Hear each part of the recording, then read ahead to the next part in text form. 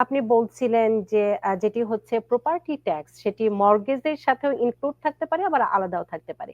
এই বিষয়টি যদি আমার দর্শকদের একটু ভালো করে বুঝিয়ে দিতেন যে তাদের সেই ক্ষেত্রে ডকুমেন্টস কিংবা কি ধরনের তথ্য আপনার প্রয়োজন।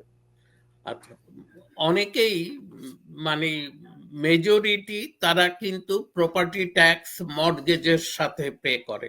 মানে যেই ব্যাংকের সাথে তার mortgage, say mortgage interest and principal pay করে, সেখানে প্রপার্টি ট্যাক্সও পে করে তাদের মাধ্যমে, এবং ইন্স্যুরেন্সও পে করে তাদের মাধ্যমে।